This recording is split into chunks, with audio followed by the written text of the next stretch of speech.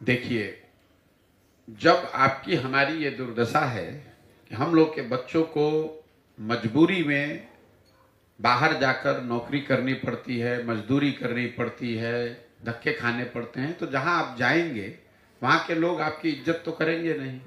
उन्होंने क्या कहा, कल किसी डीएमके के सांसद ने कुछ उत्तर भारतीयों के लिए कह दिया, ये बात तो बिल्कुल गलत है, नहीं कहना चाहिए। लेकिन अगर आप गरीब हैं तो समाज आपको धनी तो बताएगा नहीं, अगर आप अनपढ़ हैं तो आपको विद्वान तो कोई कहेगा नहीं। ये सही बात है कि कोई अगर पढ़ा लिखा नहीं है तो उसको मूर्ख कहना अच्छी बात नहीं है, लेकिन मूर्ख आदमी को कोई विद्वान तो नहीं कह सकता है।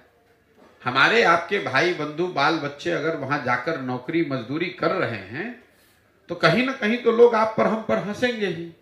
तो अपनी कमी उन्होंने कहा, उसका पूरी तरीके से उसका क्रिटिसिज्म होना चाहिए, लेकिन साथ साथ में हमको आपको अपना भी अवलोकन करना चाहिए कि अगर हम लोग अपने बच्चों को यहीं पढ़ा पाते, उनको यहीं रोजगार मिलता, तो कोई रेवंत रेड्डी की कहां हिम्मत पड़ती कि वो आकर यहां कुछ कर पाए।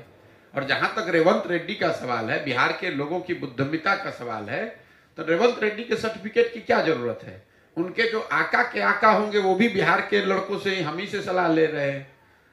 तो बिहार की विद्वता की बात नहीं है, बात यह है कि हम लोग के ज्यादातर बच्चे जो है वो पढ़ाई के अभाव में, शिक्षा के अभाव में, रोजगार के अभाव में उन जगहों पर जाकर मजबूरी में काम कर रहे हैं।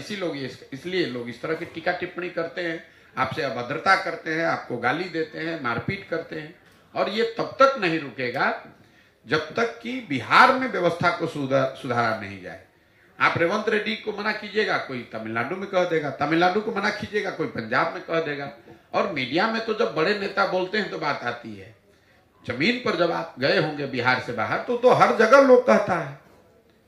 आप कहीं काम कर रहे हैं तो भी कहता है बिहारी, कहीं रेलवे स्टेशन पर जाइएगा वहां पर भी आपको गाली पड़ती है।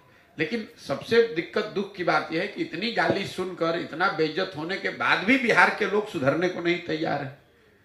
तो कैसे नहीं कोई गाली देगा भाई? अगर आप पढ़े लिखे नहीं है तो कोई आपको यही तो कहेगा कि आप मूर्ख हैं।